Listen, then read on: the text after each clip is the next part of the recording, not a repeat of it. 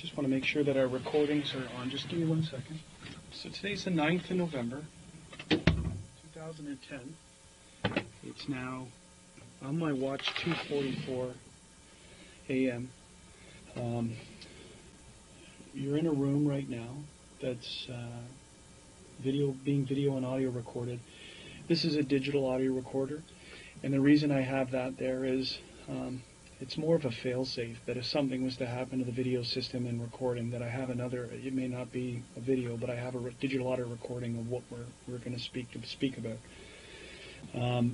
We're at 5 District. I want to go through a form with you. It may seem kind of, why you're doing this, but this is it's like you're swearing to tell the truth about what you're going to talk to me about, and it's also going to explain to you the penalties for not telling the truth.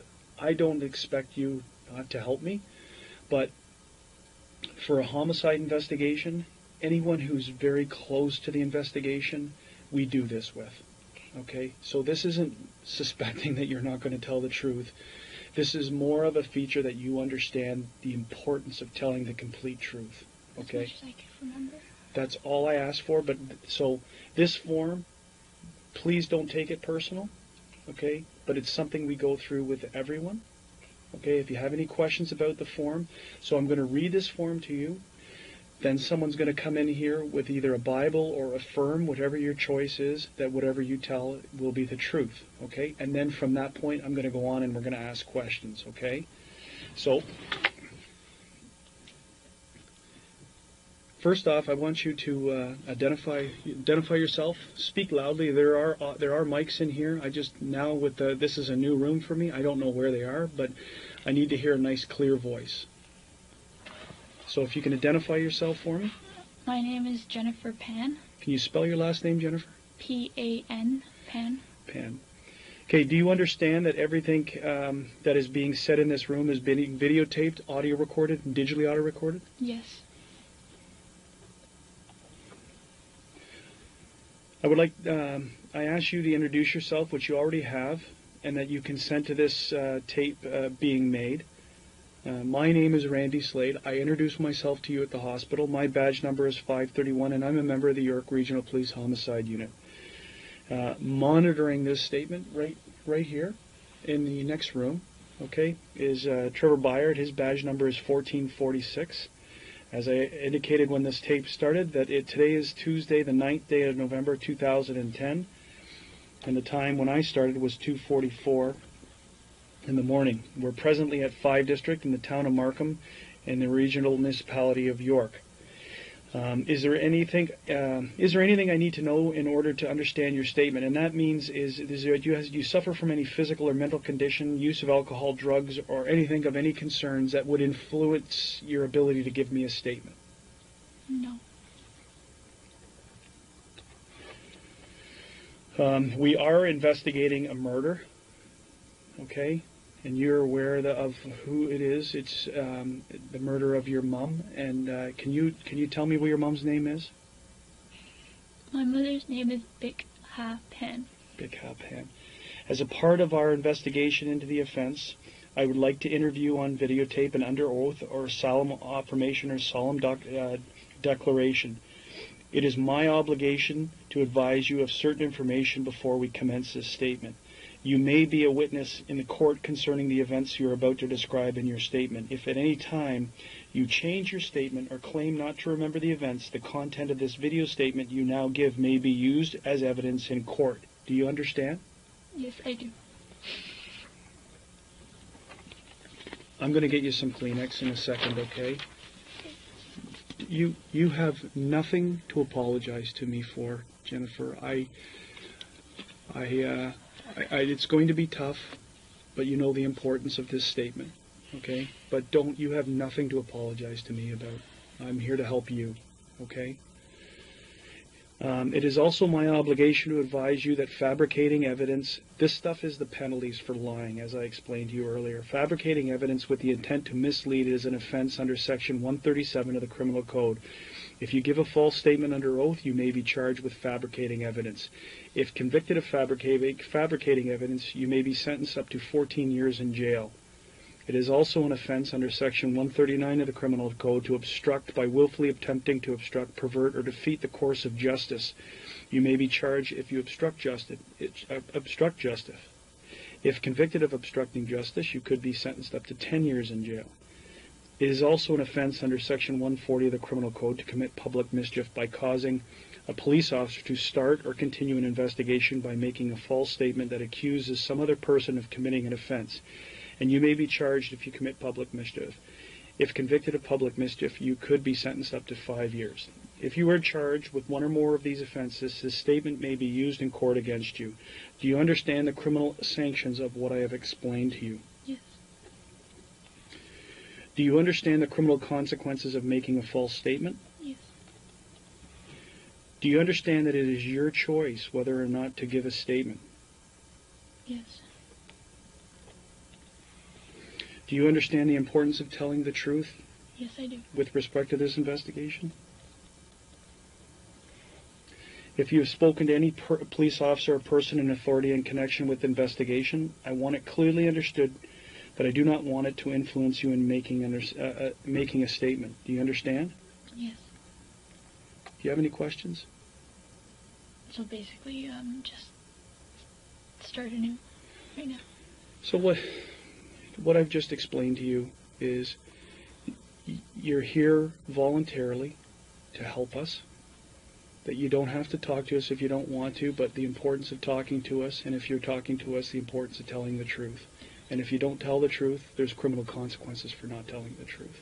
That's all that stuff had to deal with. Okay?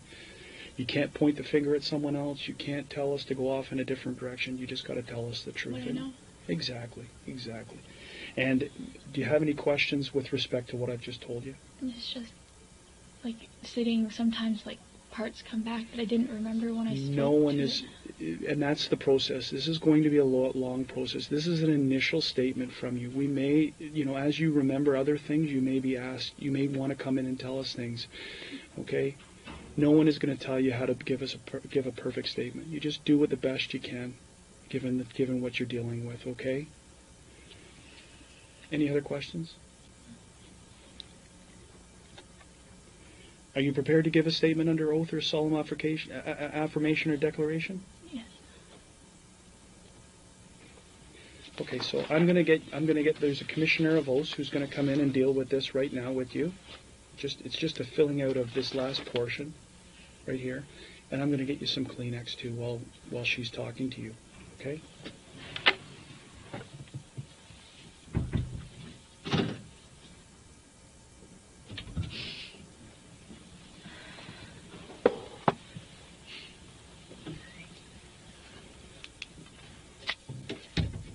You to spell your first and last name for me. Jennnifer.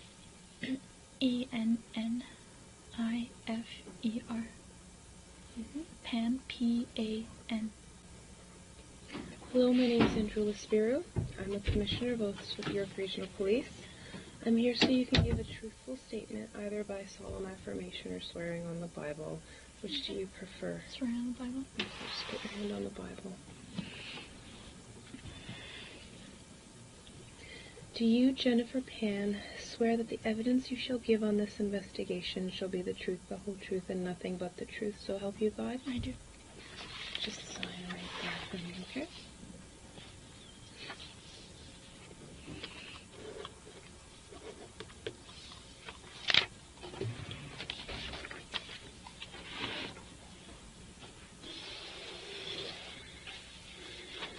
So we're through the forms. That's the administrative process about this. Now I want you to sort of take yourself back to earlier on today, yesterday, meaning the 8th of November, and tell me about your day.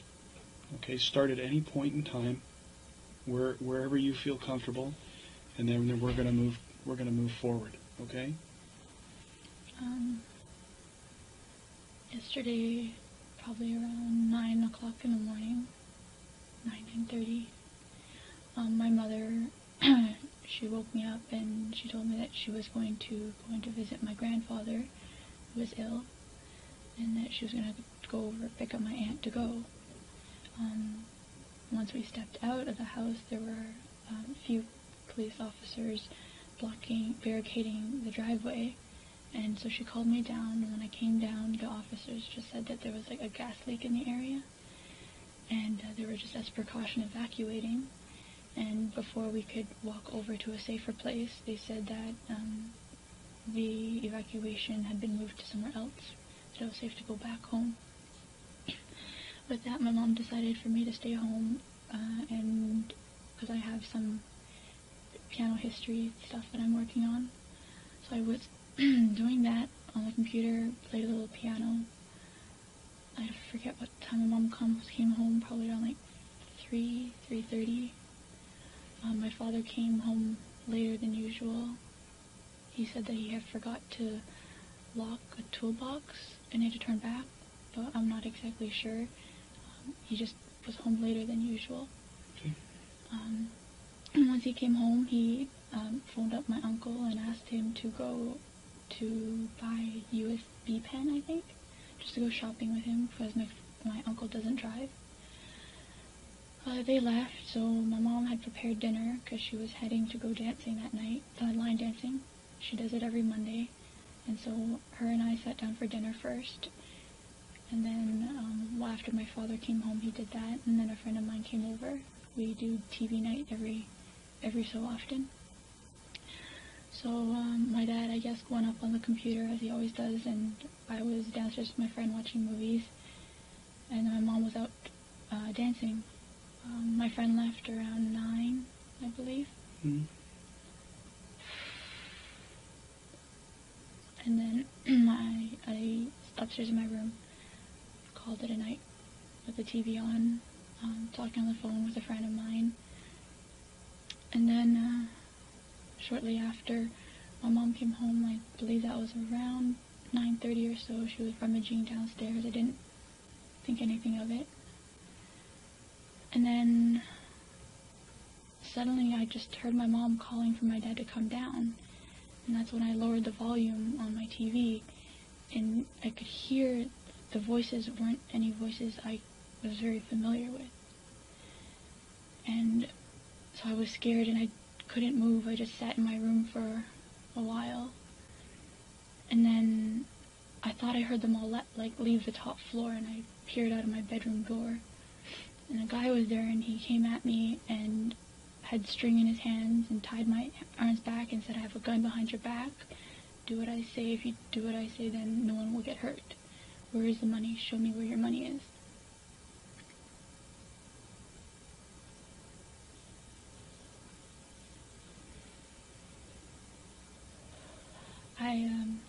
I have still a bit of money put aside from when I was waitressing, cash. So I showed him where it was, and he took it and put it in his pocket, I think. And then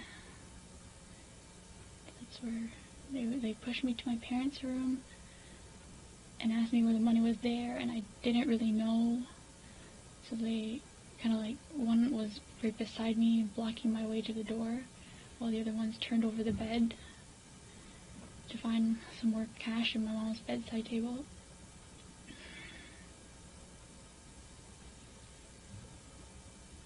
In which then they dragged me down the stairs and made me kneel at the bottom, telling me to face down on the floor while the other guy had a gun behind my head, and asked my mom where her purse was. My mom kept trying to get up, and they kept telling her to sit down, and so I didn't want her to get hurt, so I told her, "Mom, sit down." They were trying to find her wallet, but her English isn't good, so she kept saying purse. They kept pushing her down onto the chair. Okay. Take your time. Take your time. All this is very important, so take your time. They kept all the lights off on the main floor.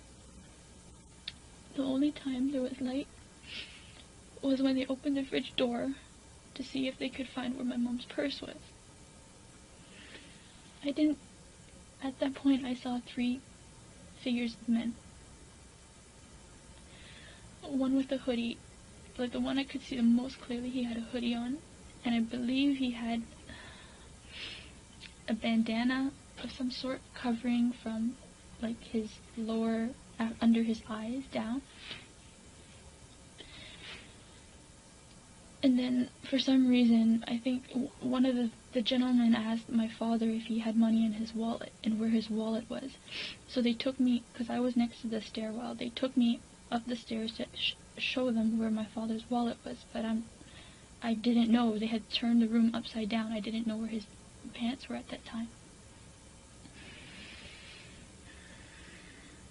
And then after they had gotten that, they had taken me and they tied me to the top of the banister. Just with one string, I could still move. But I was afraid to, because the one guy just had that gun. Just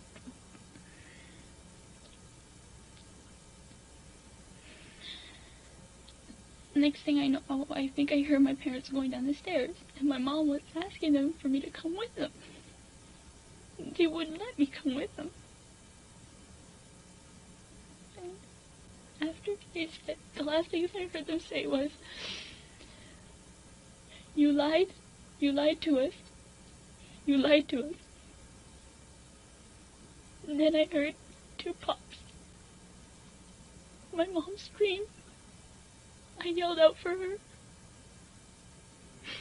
And a couple more pops.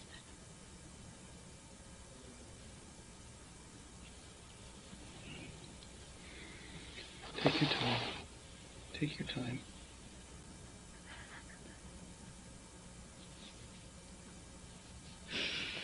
And I think I heard my mom say or moan or something, and then they did one more before they left, and then one of the guys said, we have to go now, it's been too long. And then they ran out the door, and I think once they were out the door, I heard my dad go up the stairs, and at that point I had my phone on me, behind me, that I had hidden there that they didn't know about. So when I thought that they had heard them all leave and my dad ran up the stairs, I whipped up the phone and I called 911. But I still hadn't heard anything from my mom, and all I could hear was my dad running on the street, just moaning and making sounds.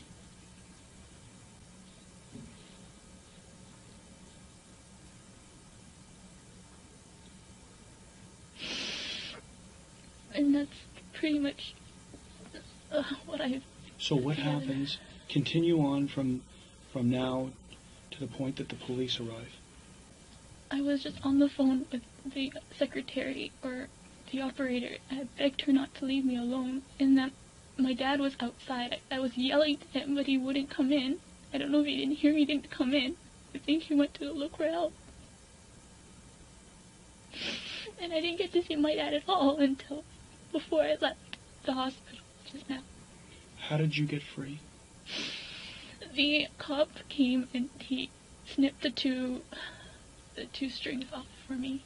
I was asking them for so long, and they said they couldn't untie me until they knew how to properly untie the string. Okay. So we've gone through a very tough portion, and now we're sort of going to go back clinically. You know, I want you to put yourself now as a figure looking down at what you see. Okay. So you go back. You're up in your room at 9:30, correct? Like 9:30. You're on the phone. Who are you on the phone with? With a friend of mine, an old coworker. An old coworker. Are you on the phone with that person when you hear these voices that you don't recognize? Yes. And do you remain on the phone with this person, or when does that conversation end? It ended when I heard my mother asking my father to come down the stairs. And normally they don't communicate very well sometimes. So what I did was I told my friend, I'll call you back. And I hung up, stuck the phone in the back pocket, and started to go up the door. And that's when I noticed that there were men running around. Okay, so let's back up again. When you hear your mom come, do you hear your mom in the house? She was in the house. I had gone down the stairs. Did you hear, so before this is when did you hear your mom for the first time in the house? When she came home. And what time was that? 9:15. Is there a time period, and where's your father at that time? He's just finishing on the computer, I think, and he was heading to bed. So did you physically see your mom? Yes. And at that time there was no one strange in the house? No, she was on the downstairs sofa. She was watching TV when I last saw her. Okay.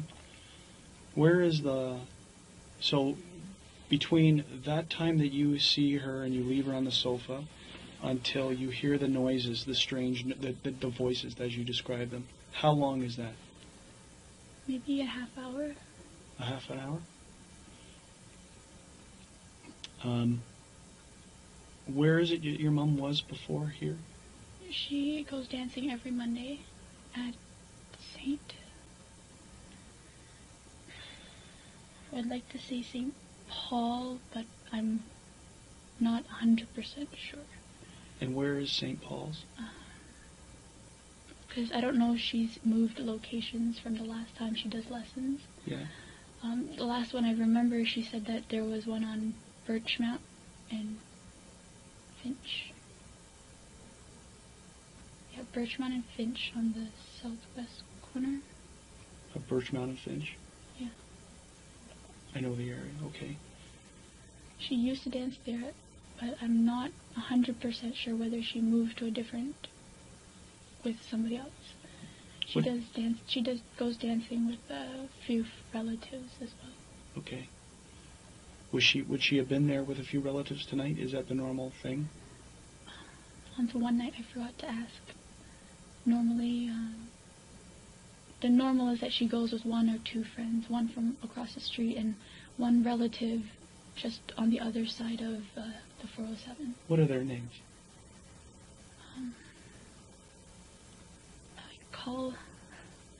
I only know their names by what I call them. Okay. I call one Bakmoy, and then the other one is my cousin, and her name is Vong. And the one who lives on your street, what number? The neighbor who lives on that she usually goes with? Across the street, about 2 houses down. I don't know the exact number, unfortunately. Okay, we'll find that out. And so she's been going there for how long? She's been dancing for a long while. A long time? Maybe more than a year. Okay. What does your mom do? What does she do for a living? She used to work for Magna. Okay. But due to the job cutback.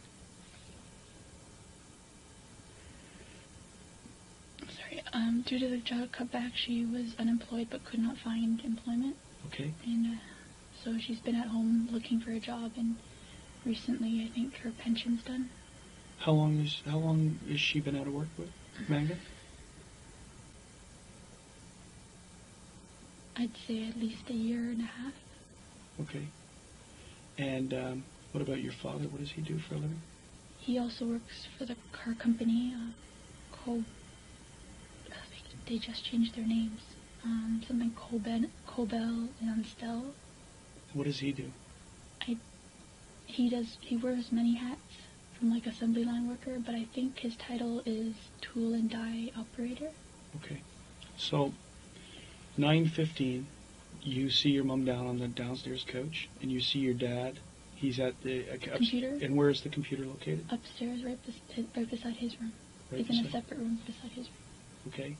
And you're going to bed. You're going up to your room to watch TV and turn down for the night. Yeah.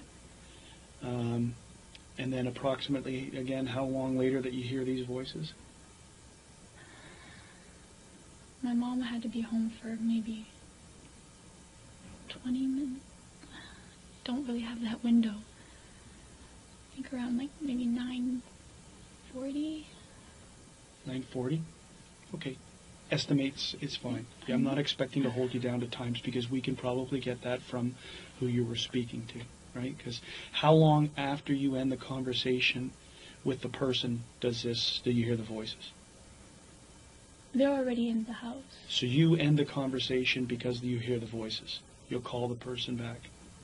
Yeah, because I heard my dad, and then I heard some strange voices is when I was like, I'll call you back. And who was it that you were speaking to? A coworker of mine. And what's that name? Ed. Ed? Edward. Edward, you know Edward's last name? Pacifica door. Okay. So, what is it that you hear that causes your father to go downstairs? My mother calling for him. And what is she speaking in English or is she speaking in another language? She was speaking in English, which is why it also caught my attention. What language does she normally speak? At home we speak a mix of like Vietnamese is most fluent, but we do throw some Chinese words here and there. Okay. Or English words here and there. But the vast majority of it is Vietnamese? Vietnamese. What is the first, when you hear this, can you hear them talking downstairs, the unknown voices? It's all a mumble. It's a mumble? Because I had the TV on, it was just all a mumble. When's the first time that you actually can hear one of them talking? When he was upstairs, and I thought he had left the upstairs, because I was frozen in my room for a while. Yep. Trying to listen in, but I couldn't hear over my TV, and I didn't want to startle them by turning it off or like diminishing the volume. So I was kind of pressed up against my door for a while trying to hear it. And I thought that all the people upstairs had gone down, so I opened up my door quietly and tried to peer out, and he saw me. And that's when he came. Did you have lights on in your room at that time? My lights were off. I only had the reflection off my TV, which is lower to the door. What do you see of this guy? The And I'm calling him a guy because you said you thought they were all males. I think they were all 3 males. Okay, so tell me about this guy. He was medium build. Okay. I don't remember any of his clothing, unfortunately. The only thing I can remember was he had dreadlocks. He had dreadlocks. So can you describe his race to me? He was black. Was his head covered? Was his face covered? Do you remember anything about that? Just that his dreadlocks were kind of like flopping all over the place. I couldn't really see his face, and they kept the lights dark as much as possible. How long were the dreadlocks? Were they like when you say they're dreadlocks and they were flopping all over his face? It's hard. I don't remember 100%. I think some of them were like around his face were a little shorter, mm-hmm. and then in the back there were longer ones. Okay. Now his complexion. There's various degrees of dark to medium dark to actually light. I'd say he was. I wouldn't say he was the darkest person I've seen, but he was on the darker side. Any facial hair?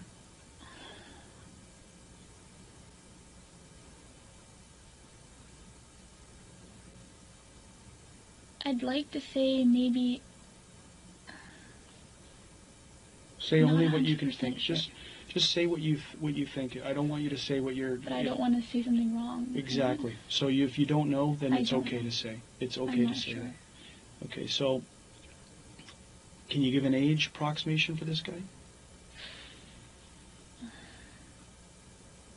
Well, when the other officer asked me, I was leaning along the ages of 28 to 33. So someone who's established in life. I would assume so. Like not established meaning world, meaning that he's been around.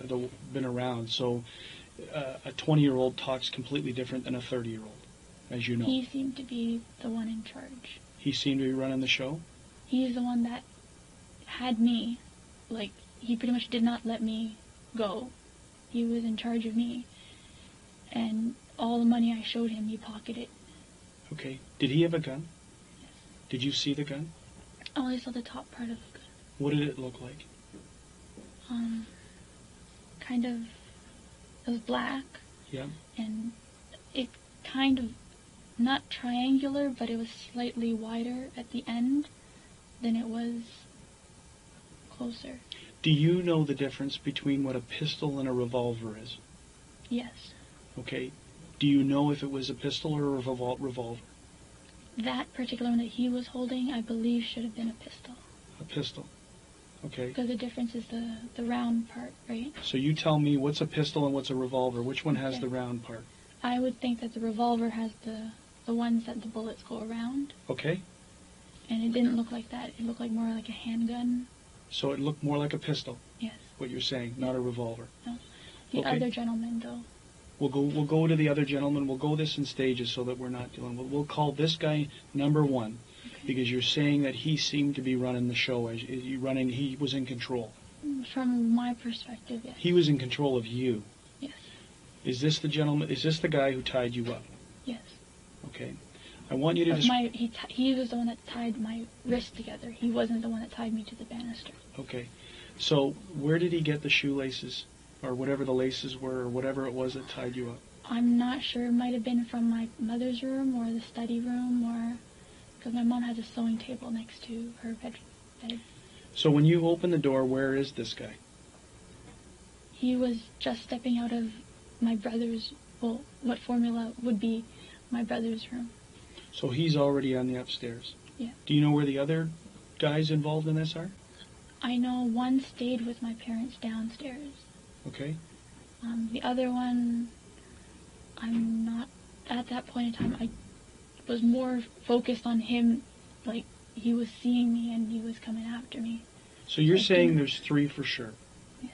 That's all? You saw a total of three at one time? You saw three people Yes. together? Yes, when I went downstairs, I Okay. saw 3 shadows. Okay, so this number one guy, and we're calling him number one because he was the one who tied you up, and he's the first one that you actually are confronted by. And he comes out of your brother's room, or what was formerly your brother's room, and he comes into your room. Mm-hmm. And what happens in there? He tells me to sit down, And and, he's- he shows me his gun. So it's not pointing at you, but you see Not it, and yet. where is it? It's like in a holster almost. Okay. And then he showed it to me, and he's like, "Don't move." And then someone else brought him the shoelace. Okay, can you describe the other person who brings the shoelace?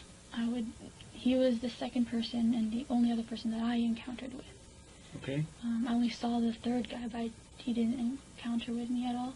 Okay. He had a hoodie and like a bandana over his face. Yeah.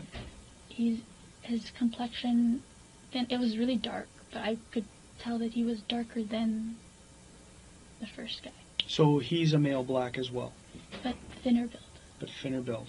So we got a medium build, thin build, and what about the height? Where are we in height scales? How tall are you? 5'7". So where are they in comparison to you?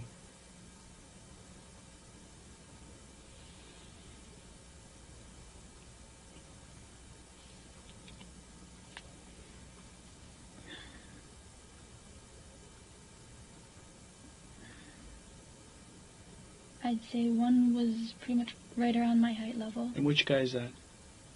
The medium build. The first guy you encounter who shows you the gun. Yeah. And eventually ties your wrists together. He's about your height, so he's somewhere in the area of 6 to 5'8", 7. 5'6" to 7. 7, I'd say. Okay. And the other guy, I'd say around 5'8", maybe smidget higher, lower than 8. So he's taller than you, but not much. Not much. Okay.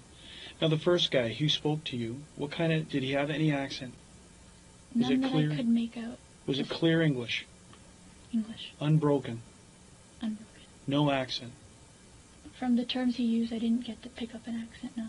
He used So- short phrases. He sounded Canadian. I would say, yes, he was born here. He was born here. Okay. So number two guy you see with the bandana, and he's got a darker complexion, and he's thinner, Yes. and he's about 5'8", With hoodie. with a hoodie. Is it black hoodie, or what color is it? Again, it was all really dark, Yeah. so I'm assuming he was wearing black. What about the bandana? Can you see a color on the bandana? It was very dark as well. Okay. Anything distinguishing about his eyes? I didn't look straight into his eyes, no. Any other portions of clothing that you recognized?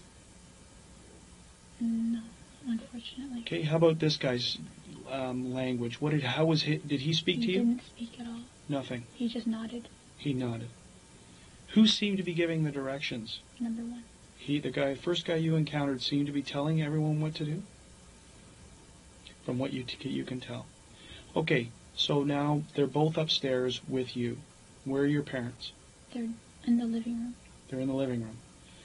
And now what happens? They take me downstairs. Have they tied you now? Yeah, the number one has tied me, Okay. and now they're taking me down the stairs. Describe first how he's tied you. He grabbed my arm, and he pulled it to the back and said, "Give me your other arm as well." Okay. And then I was trying to make a wide X so that I could later loosen if I needed it to, but he had pulled really, really tight. And Okay. I guess he felt my flinch, and that's when he quickly tied the second knot, I think. I don't exactly know. All I know is like I flinched, and then it got tighter. So you were bound behind you. Behind me, yes. Okay. And then you're taken downstairs. Tell me what happens down there. They sit me right at the bottom of the stairs, like slightly out, not exactly directly at the bottom of the stairwell, but just slightly over a little. And the third guy, who I didn't encounter, but he was there, he was like, "Where's your money? Cooperate with us." And then my mom's like, yelling, and "Don't hurt us," and my money's in my wallet, just please leave my paperwork. This third guy who you're now describing, do you see him ever? Only as a shadow? Because there's a wall, Okay. partial wall, and he was like right in that vision, over my father, but partially in that vision. Describe his voice to me. It had just a very, very slight accent. Do you recognize the accent? I can't definitively say which accent it was. So it was more like a Guyanese or Jamaican accent. Okay. So it's an island accent. It's not what you'd call. It's not an Asian accent. No. It's not like a Western European German or anything like this. This is something you recognize as being South Asian or Caribbean. Caribbean, yeah. Caribbean. Okay. When the guy upstairs, number one guy, who we described as our number one guy with the dreadlocks, or with the dreadlocks, right? When he shows you the gun, do you see anything on his hands? Gloves. He's wearing gloves? Number one was wearing gloves. What about anyone else? The other guy, the second guy? I don't remember. He must have been, but I can't 100% say. All I saw was that number one had gloves in his hands. Do you recognize, or can you describe the type of gloves he had in his hands? Leather gloves. Leather gloves? Okay, so Or they're not like surgical gloves? They're not surgical gloves. They weren't like our skating gloves or like wool gloves. I'm pretty sure they were leather gloves. Leather gloves. Okay. So now you're downstairs. You're sitting in the stairs? They told me to sit at the bottom of the stairs. Are you on the floor or on the floor? On the floor. Your parents are in the living room? Yes. How many people are with you and how many people are with your parents? One with me, the guy in the corner with my parents, and the third guy kind of going between? Going between. Where's the purse? Sit down. Where's the purse? Sit down. He's the guy who you describe as the thinner build, medium, and he was upstairs with you. Okay. Where do you go? What happens from this point? Now you're down on the stairs, and there's a guy going between. There's two, obviously, your parents in the living room. You're on the floor. They're looking for my mother's wallet, but she can't. She's.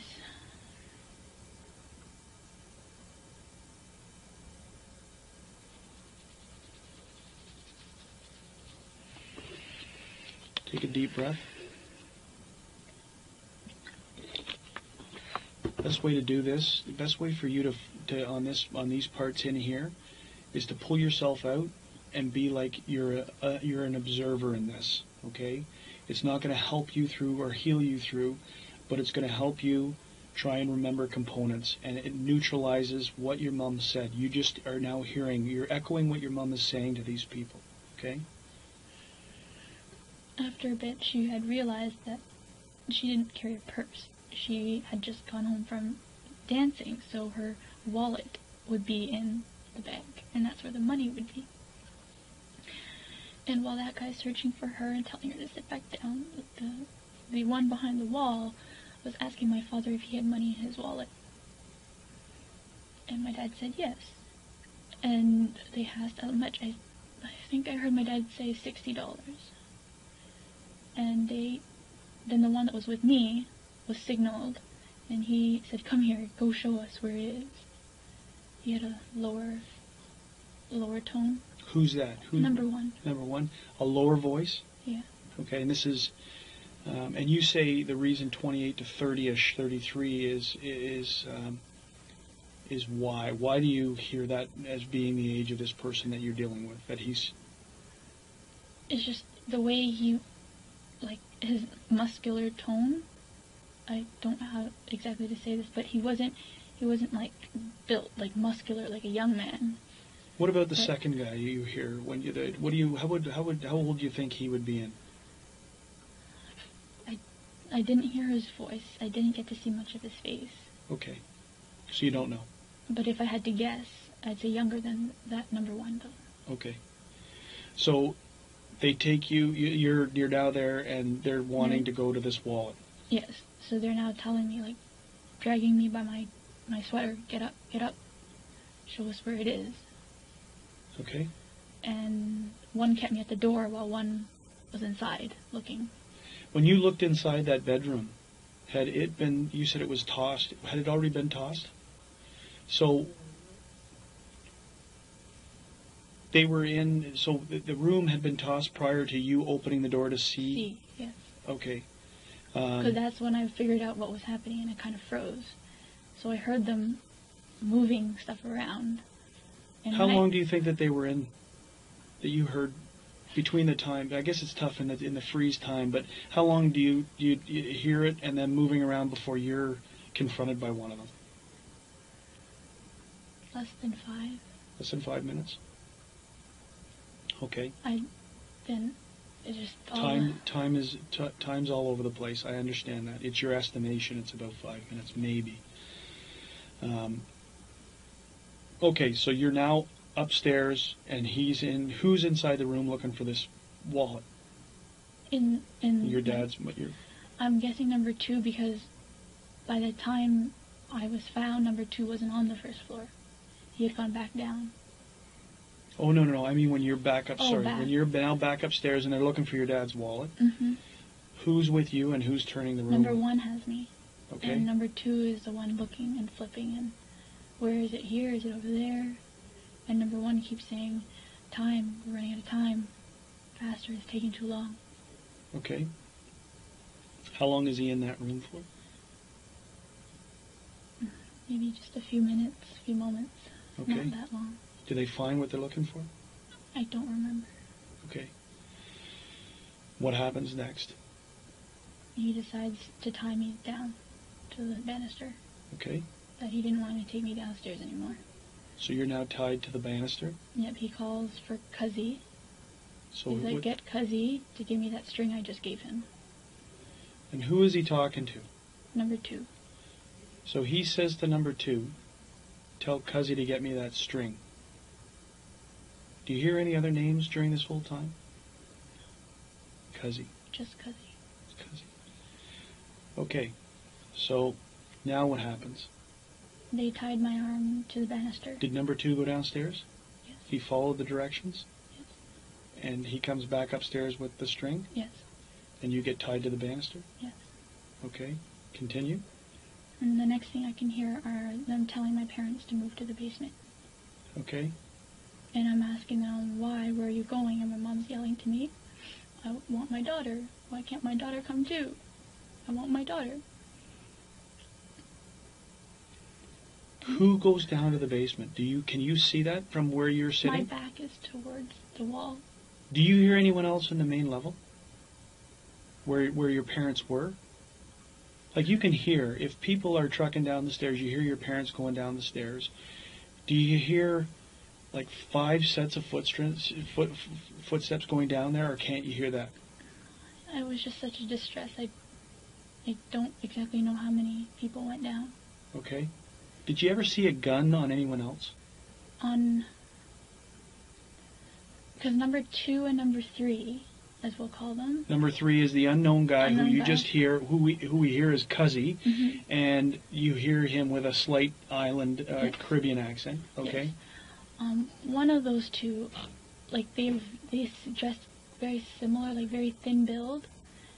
You saw number 3? You can Well, describe. like just briefly, like through the reflection from the lamppost Okay. on the street, Yeah. through my through the sheer Curtains. curtains. Yeah. I just saw briefly. He was quite thin build. Another thin build guy. Yeah. Similar to number 2. Yes. And what about the gun? Did you see another gun? I saw the tip of his gun because he had pointed it out at my father, and Okay. that one was a revolver. Like it had the rotating. You saw the cylinder. Yeah. The rotating cylinder portion of the gun. Yeah. You saw that. Yeah. Okay. And what color was the gun? I was quite a bit away. Okay. And how did you see how did you see this? Did you see it as a silhouette, or did you actually physically see the gun? I was on the floor kneeling when he was asking my father for his wallet. Yes. He had pointed it out, and I was told to keep my head down, but I kind of Looked up? looked up like peripheral here, and then I saw that. So what portion of the gun are you seeing? If you're seeing, are you seeing him holding with the handle and the revolver? Because the cylinder portion sticks right. Yeah, like right close by here. Can you see him wearing gloves, or can you see him? Honestly, the lights were all out on that side of the house. Okay. But in your estimation, it's a revolver because of what you... I saw what it looked like. Okay. You see nothing else about his clothing or anything else that he's wearing? Unfortunately, I wish I could have, but No, that's all. We just have to make sure that that we understand. So when you're tied to the banister, right, and your parents are now going down to the basement, do you hear or see anyone else upstairs while that's happening, or no down? one came back upstairs for me. No one came back upstairs for you. Okay. All Can I- you hear the voices down? Other than your parents, can you hear their voices down there? All I could hear was, "This is taking too long." Who's saying Life. that? Whose voice is that? You hear all 3 voices. You can distinguish them. Whose do you hear saying this is taking too long? Because it was said to you upstairs, right? Who said that to you upstairs? Who was saying that upstairs? This is Number taking one. Number 1. Is that the same voice that you hear saying it downstairs? Yes, the only 2 of them voiced. Number 3 and number 1 voiced up. Voiced up. Yeah. Who do you hear yelling, "You lied to us," or to that Number extent? 3. Number 3. I'm assuming it's to my father, because he was the one asking for the wallet. Now, your mum with her wallet. Do you know if your mum had gone to the bank after her dance class or after she had finished? She just went to the bank a few days ago. Okay. What type of car does your mum drive? And first off, did your mum drive tonight? What type of car does your mum drive? Lexus A Lexus. ES300. And she drove tonight? Okay. So now you hear this commotion downstairs. You said you heard 2 pops. And you heard who scream? Your mum. And what was she screaming? Do you remember? I couldn't make it out. It No? was kind of like a cry yell, so it was just... Okay. Are they still talking? Do you hear them talking? I was focused on my mom. And No, I understand. I'm only going to ask questions that I can try and tweak your memory for, okay? So you hear the 2 pop noise, you hear your mum screaming, or crying, or screaming, or yelling, and then you hear some more. I hear you. Do you know how many more you heard?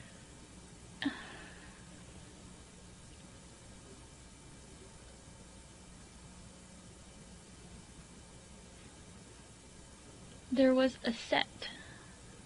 But I don't know. I don't want to say this wrong. Say it what you think and what you believe. So you're not, I- whatever you say isn't going to be Something wrong. for sure is, I don't know if it was 1, and then what I'm going to tell you, and then 1, Yeah. or if it was 2, and then what they said I'm going to tell you, and then another one.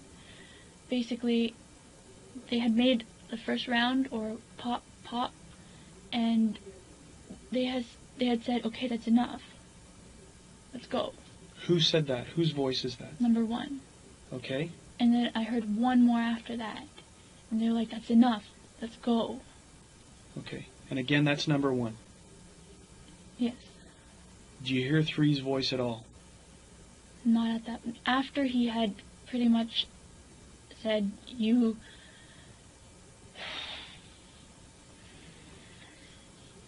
After he said that you lied to us, you just had to cooperate. And then they shot him, and that's the last time I heard of three. Okay. So, how many shots, not putting it in sequence, how many shots do you think you hear in total? 5. 5? Then what happens? And then... Talk about just them all first. You're scrambling. Okay. They're scrambling. Can you see the front door from where you are? No? Okay. Did you ever hear how they got into the house? Doorbell ring, No. kick door, nothing like that? I don't remember how they got in. I don't even know how they got in. Okay. You hear scrambling noises. Are you talking about right now? Right at this point in time. So we're back to the time they're leaving. Okay? Or you hear the scrambling noise, and I'm only assuming they leave because they're not there when we get there. Do you know which way they go out? You can't hear that. I'm pretty sure it was the front door. Yeah. But I'm not 100%. I didn't get to see anything. Like, my arms were behind my back, and I was against the banister. Yep. And the banister is twisted, so I can't see the front door. Now you hear your dad. Yeah. Right? And what's going on? So what do you hear next? After you hear the scrambling, they're gone. Because you're hearing no more. I gather that's how you assume they're gone, is because you don't hear it. Then you hear your dad.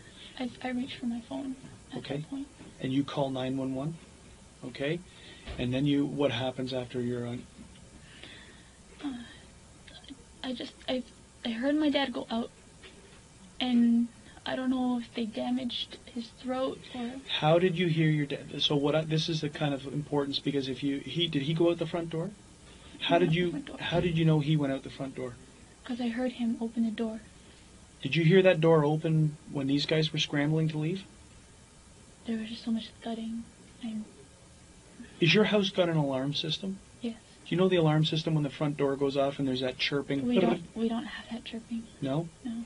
Is your house alarmed at night when you guys go to bed? Before the last person goes up to bed, they will alarm it. But prior to that, it doesn't get alarmed? Okay. So, you hear when your father exits, you hear the door open. Because you hear your dog, and then I can hear, like, the outside noises. Okay. Like the wind coming in, and I just hear my dad, I think he's...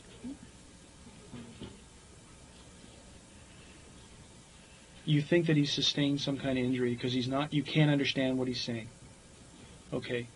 What about, can you hear your mom? Okay. Where does your dad go? Do you know where, you never see your dad again until when we're at the hospital. I think that's what you said, right? I saw him when he was on the gurney, but the officers walked me around, so he really didn't. Okay, so now you're upstairs and you're on the phone with the 911 operator. Okay. You remain on the phone until the police arrived? And the officer is the one who gets you free? He first had to secure the place. Yes. It took me a while to get somebody upstairs. Okay.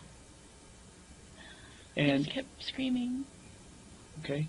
And I guess they went into my bedroom, and I have a pair of scissors that I cut my hair with. Yes. And they said that they cut it for me, but it was still a while longer until after they cut the string so that I could be free. Do you understand that they of the importance to clear what they were doing? It wasn't to leave you in any kind of trauma or anything like that. I understand. It's just...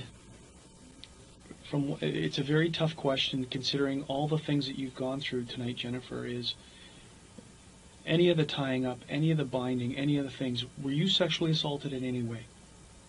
It wasn't that. This was strictly they were after money. From what I saw, they were after money. They wanted it now. How much money did you turn over to them? From my personal, I had about $2,500. 2,500. And where was that? Roughly. And where was that? In my nightstand underneath the TV. Okay. And that was from work that you had done? Yeah. What do you do for a living now? What are you doing right now? I heard you were saying about piano. Are you in school? I recently lost all my students in piano. I had a few Yes. for a while, but they've gone on to universities. That's why as of September I didn't have any more students. So you were a piano instructor? Yes, out of my home. Okay. Just for family, friends, here and there. Also, my family needed me home for a while, and I was doing some piano classes with a very good teacher of mine. Okay. And I'm going back to school in January To study biotechnology engineering. Okay. Your parents, are they known to keep large quantities of cash in their house? Do they have a large quantity of cash in their bank? I wouldn't say that it was large enough to raise flags. It's enough to pay bills. Okay. My mom's very diligent on making sure just enough. Just enough. So she wouldn't carry around a lot of cash, is what you're saying. We did just come back from vacation, so we did have not a large sum, but a sum that we didn't spend over in the States. And when did you go away on vacation? It was the weekend. My cousin got married on 10/10/10. Okay. And where did you go? We went over to Buffalo. That's where the wedding was in Buffalo? Well, just within Buffalo. Within the area of Buffalo. And when you say that you came back with a quantity of cash, how much money are we talking about? At least $1,100 in U.S. funds that my mom was going to go to the bank and put it in immediately, but family circumstances that we've been dealing with when we got back. So what are those family circumstances that you were dealing with when you came back? Well, my mom's sister was in town for the weddings, and then my mom, the weekend after that wedding, we took her to Montreal for like one last visit before she went home to the UK to her son. Okay. And then, honestly, I think probably like a day or two after that, my grandfather fell really ill, and he went to the hospital, and my mom and I were the two main people, because my uncle doesn't drive, so we were the ones driving in and out all the time. So is this your mom's father? Okay. So that $1,100, did it get taken tonight? I believe so. And where would that have been? In my mom's bedside table. And you said you saw them. Did they go into that bedside table? And was that the second time that when they were upstairs and they were looking for your father's wallet? While they're looking for my father's wallet, they flipped the bed off, and they're like, "Oh, you missed that drawer." Like number one told number two, "You missed the drawer." So number one was the one that leaned over and pulled it open. Okay, you guys are inside the bedroom? I was just at the doorway of the bedroom. Okay. So where in relation to this bedroom, and where is this? Very tight space. Okay, so he could stay with you and still reach around and grab this and open this drawer, and that's where they found. Well, he kind of pulled me with one hand closer. Yeah. As he leaned over, but it was close enough that you could maneuver. Okay.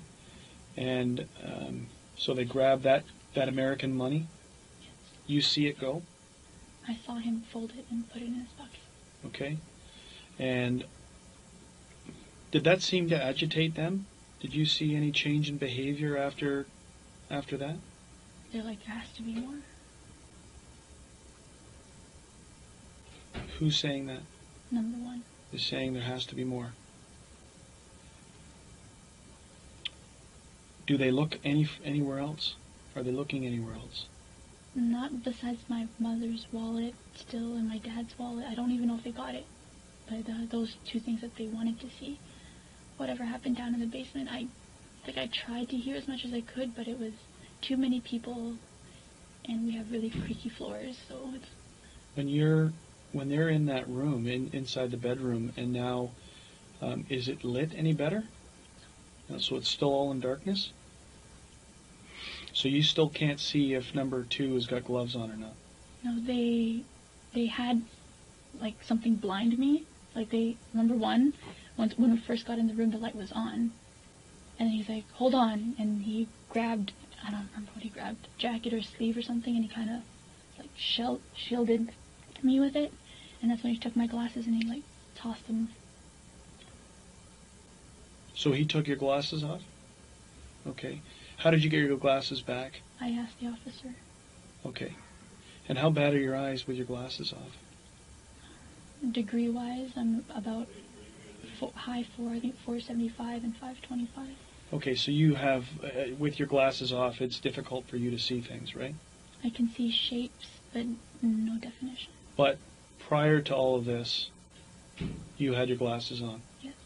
So when you described the gun, and you described the dreadlocks, and you described number 2, what about when you saw the revolver? Did you have your glasses on at that point in time? Yes. So all of these observations are made with your glasses. It's not until you're tied upstairs, they're... Right before they tied me to the banister. Like when we went up the stairs the second time. Okay, and who ties you to the banister? I'm not sure if number 2 helped number 1, but it was behind me. I'm not sure who did the tying. But number 2 goes downstairs to get the string to tie you up. And brings it up. And brings it up. From this cuz. Cuz. And you're sure it's cuz, like cousin, cuz. I'm assuming. No, I'm not saying that that's what it is, but it's on that line of cuz. Yes, go tell cuz. Okay. And again, that's number 1 who's saying this. Is there any reason to suspect, or anything that's happened in the recent weeks leading up, that would have you guys be a target of some type of incident like this? We live a straightforward, kind of almost routine life. Where is your brother right now? He's here. But does he live with you guys? In the summertime, he goes back in September, normally end of August, goes back to school. Okay. Moves out there. What school is he at? McMaster's. And what year is he in? 3rd year, I believe. 3rd year of what type of program? Engineering. Engineering. So there's nothing... It's because of important, like there are places where there's illegal gambling going on, where people think there's large quantities of money. What, in your opinion, would cause people to target your house to think there was a large quantity of money? I'm not sure. Now, you say your mom drives a Lexus. It could be because of the aesthetics, yes. What about your dad? He drives a Mercedes, and he loves that baby. Is that right? So your mom drives a Lexus, your dad drives a Mercedes. The area you live in, what's the square footage of your house? Do you have any idea? 2,100. 2,100. And the only thing that happened tonight, that happens every Monday night, is your mom goes to dance. Yeah. And you think it's at St. Paul's? And that would have been in the Birchmount and Finch area? Yes. Southwest corner. Yes. She goes there at what time? She leaves the house at 7, picks up her friend, right off of Kennedy. Yes. And I believe she starts at 7:30 to about 9, and then she's usually home around 9:30. Usually home around 9:30. And so nothing was any different tonight, other than the fact that she may have been home a little bit earlier than that. Is that right? I think you said 9:15. No, my father after work. That was the only difference. Your father being late because coming home after work. And what time did he arrive home? Sorry, we still haven't updated all our clocks on the daylight savings, but I think around 4:30 or so. Normally he'll be home by 10 to 4. Okay, so 4:30. And does he leave? Does he go out for the rest of the night, or is he in? Well, he came home, Yeah. and then Oh, he went with his. my uncle. Yeah, he Yes. went with my uncle. I don't know where they went. All I know is that he came back with a heat vent. I don't know. He bought something for the heat. Okay. He said he doesn't like how the draft comes up. He likes it to be focused. Oh, out. so it's like a heat deflector. Yeah. Okay. For the floor seating, the heating elements on the floor. Okay. Yeah. The registers. Yes. Yeah. Okay. So, and what time does he get back? I had finished eating. He probably got back around 6:15. 6 or 6:15. Does he go out again? No. Is he on the computer for? He remained. What does after he do? dinner, he ate dinner first. What does he do on the computer? He reads Vietnamese news Okay. and Vietnamese soaps, I guess. And your mother, you believe, comes home at 9:30, like normal. Around that time, more or less, there's nothing unusual about her time of coming home. And it's 10 to 15 minutes later that you hear the noises? You hear the different voices? I'd say. Okay. Maybe a little later. It could be closer to... It could have been 45. Is there any way of finding out for sure where your mom, where this place was that they did dancing tonight? I believe my cousin might have gone with her. Okay. Might be very important for us to find out exactly where she was, where this was tonight. Okay. Okay. You just sit tight for a minute, okay, and think about anything else that you can that might help us in this. We've gone through a lot of the details, and I just want to talk. I just want to talk to the officer who's monitoring it, and I also want to talk to the lead investigator just to see if there's anything else I need to ask you about. You've explained the scissors which were found upstairs in the area. They were used that you would cut your hair, but an officer came and brought them to you to cut you free. Okay, is that correct? Okay. Did you ever go down into the basement? No. Well, and where did you go I once? went to the basement earlier in the night when I was with my friend watching movies. No. I mean... during that? During the time. And who was over watching movies with you? What's her name? Oh, his name, Adrian. Adrian, and Adrian's last name? Timkovitz. Tinkovitz. And where does Adrian live? He lives on Birch Mount. No, sorry, Brimley. Brimley and Finch. Brimley and Finch. Okay, and how long have you known Adrian for? More than 10, 15 years. So this Like is high a school. kind of a regular occurrence for you guys? Yep. We meet up once a week, if not once a month, depending on how busy our lives are. Yeah. And we sit and we watch our usual shows. Okay. And so that's what happened tonight. Mm-hmm. And what time did Adrian leave at? 9. At 9? 10 to 9, 9 o'clock. Okay. And Edward is who you were on the phone with? Yes. Okay, until you got off the phone because of the noises. Did you tell Edward what was going on? No, I basically just told him, I gotta go, I'll call you later. Okay. Do you know what show you were watching when this was going on? What you had on the TV? Sorry, multitasking. I was watching Gossip Girl, and then I was watching Kate Plus 8. Kate Plus 8. It's just the time, what we're doing is to time stamp things, right? Not only the phone and whatever else. Now, as part of the investigation, we have your cell phone right now. Mm-hmm. We're going to ask you if you would consent to your phone records to help us on the investigation, and that will, again, that's part of the time stamping of things, of who you were on the phone with, who you were talking to, and when this happened. I just don't, I talk to people on the phone, but I don't really want them to know what's happening with my... The unfortunate thing is that probably Edward and Adrian are people who were probably going to be interviewed because they were in the house and they were on the phone with you. So as much, and I'm telling you that the media is going to be around this case, and that's that, we have no control over what they say and what they do. My only advice to you is don't read the papers and turn the TVs off. Right? They may not. It may come and go and very quietly disappear because something else pops onto their radar. But, home invasion type robbery where someone is murdered can become very big news, and people wear this stuff. They hang on it. So for the next 5 to 7 days, I would say that tell your friends and your family, it's of no value for you to be listening to the news or reading about this stuff.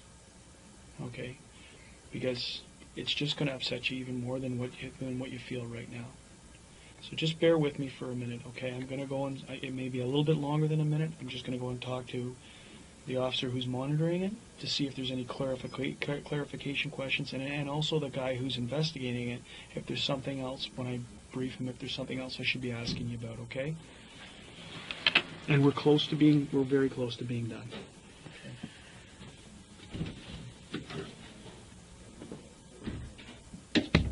Okay, sorry, have a seat. We got just a couple more questions. We're going to give your phone back to you, okay? And your brother is just being interviewed next door. Oh, yes, you've interviewed too. Yeah, well, just because you never know, right? Any other fringe stuff that comes up, it's just more of an administration. But obviously, the relevant people to be interviewed, in my opinion, right now, are who your mom was with right after, like when she went to this line dancing or this dancing. So we can clarify where it was, and, Like, I'm 90% sure that it's there. Okay. It doesn't take a rocket scientist to figure out that could she have drawn them here from where she was because of the type of car she's driving and where she's driving to. It's very possible. It's something that we obviously have to explore. So how am I going to find out who she was with tonight? I don't have her number at home. Is there a way on your my phone? Uncle, Can you use your phone to find out who the people she was with tonight? I could phone one of my uncles and ask them for that girl's number. Okay. It's one of his nieces. I'm going to ask you to do that, okay, if you can do that for us. Who are you with? What phone service are you with? Rogers. With Rogers? Okay. We're going to prepare a consent for you for the phone records. And then I'm going to give your phone back. I'm going to ask you to call this uncle so that we can find out where she went, who she was with, and where she went tonight. Mm-hmm. Because we need to obviously find out, confirm where it was, and confirm who she was where and if there was any problems. Okay? The cars, how many cars? Yes? Oh, thank you. Thanks. You want to check to make sure that's your phone? Yeah. Are you the owner of that phone? Are you the on the plan? Is it under your name? Okay. I just asked them to put 2 initials on because I just like caller ID when I call in. It's not my name. It's not your name, but it's still your phone, and you use this, and right? I pay it. And Okay. What's your cellular phone number? 647-965-2118. Because these things come in batches, I'm just going to extend the time period.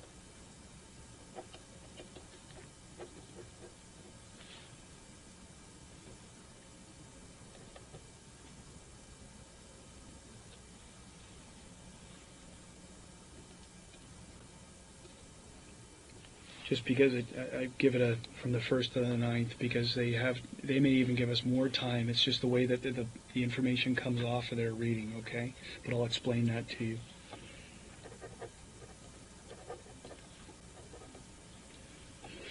I'm sorry, your mom's first name?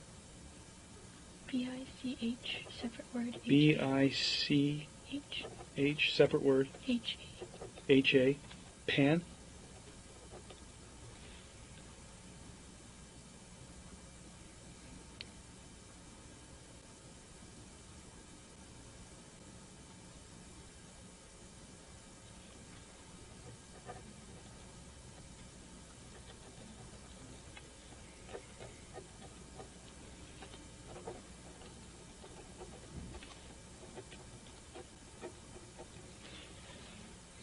So,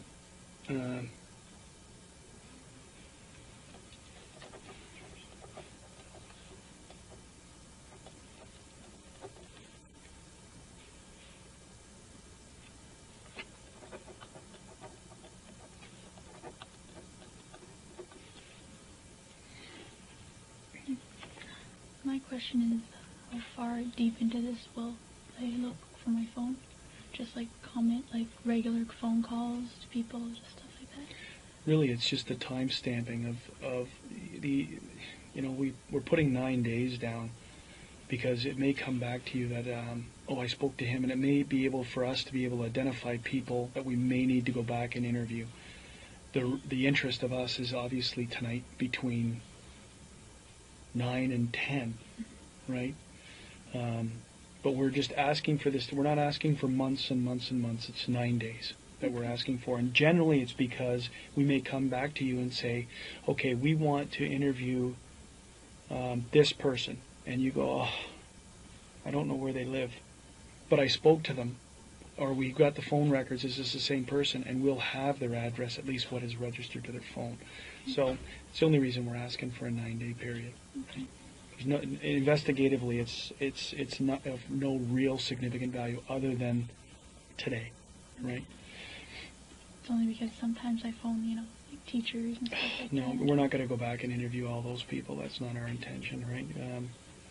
So I need you to fill out this portion for me. So owner, subscriber, it's the same person as this. So it's you and you, your address, the telephone number, and today's date, and then your signature. And what it is before we go into it, this is all being recorded again. So it's just that you consent to giving us the records for cell phone number 647-965-2118. And you consent to allow the York Regional Police to access the phone records, the said cellular phone company authorized Rogers,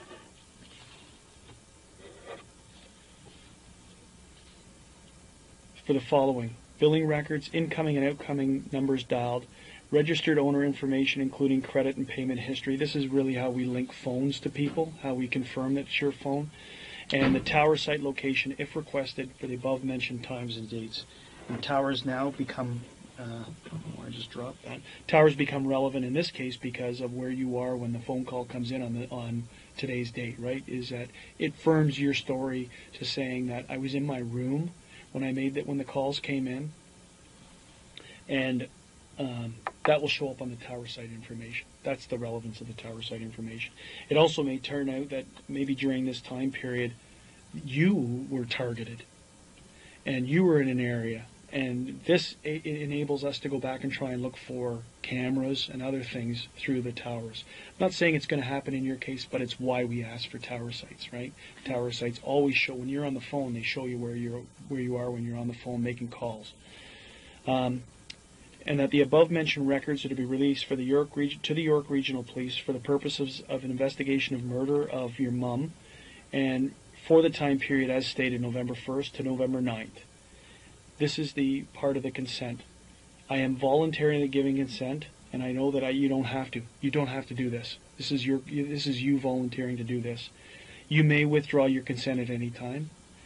I understand that these records may be used as evidence against me and may become any part of a criminal proceeding. Now, if you were lying on this, as a part of this whole process that I explained, you're telling us fictitious information, it comes back. Now the records can also be used against you. If you're telling the truth, really, point 3, it means nothing, okay?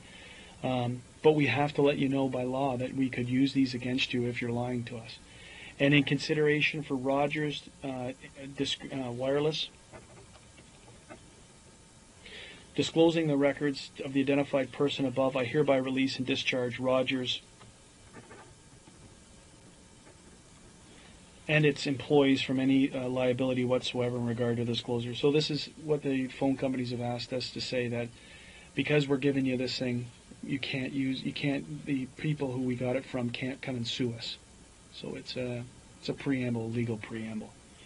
And by doing this, the owner subscriber, you're printing your name, you sign here, you print your name, your address, your subscriber number and the date, and I sign where the witness is to state that I witnessed this.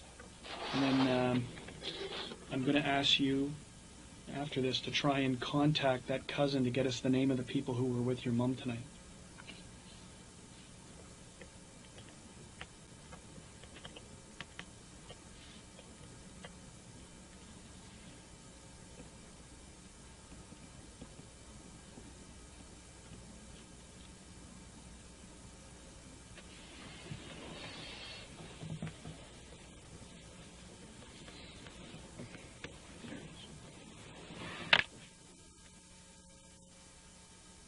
Do you need the full address? Yeah, Markham. Yeah, Markham, Ontario, just to state.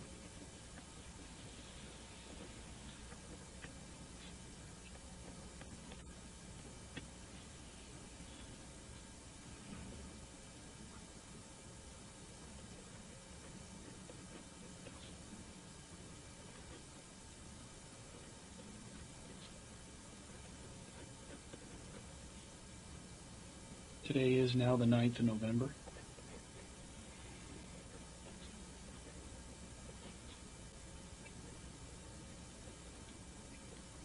And I'm going to sign to witness it. So will I be informed of who of my, if anybody, if they're contacted on that?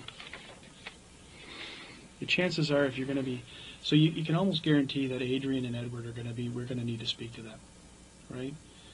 Because Adrian was in your house. Remember, if they're doing forensic testing in your house to try and get DNA and anything else in there, they're also going to need stuff to eliminate people, right? So Adrian was in your house. Yes, he was. So we need to try and, when we shut this down, because it doesn't need to be disclosed on video about their personal information, I need to get Adrian's contact information. I need to get Edward's contact information. I don't know if we're going to contact them tonight or this morning, but sometime today they're going to be spoken to. Okay? Our priority is who is with your mom. That's our priority right now. Okay?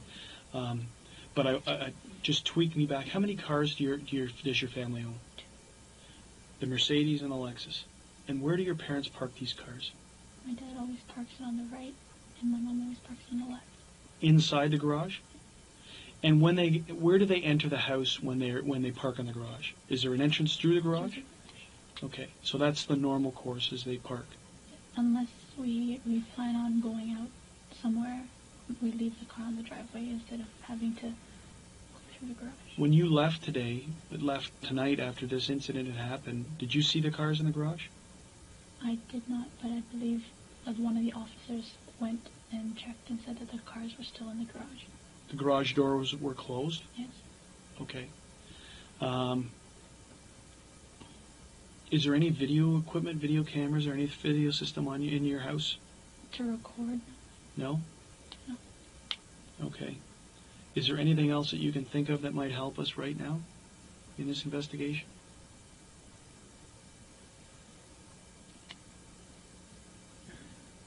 Not off the top of my head.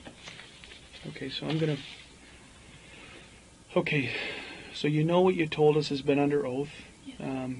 I'm just making sure. Did you swear in a Bible? Yes. It was under. Is there anything you want to change? No. Is there anything else I should know to fully understand your statement?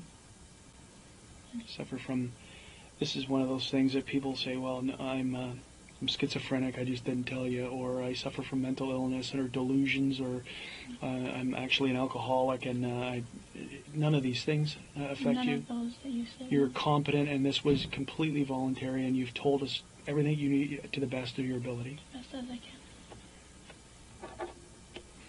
Okay. So what I'm going to it is now 4:30 in the morning. I'm going to shut everything off, and then we're going to have you try and find that information for us, okay? So the recordings now are turned off. I'm going to make sure that next door the recording's off. May I use the restroom? Of course you can use the washroom.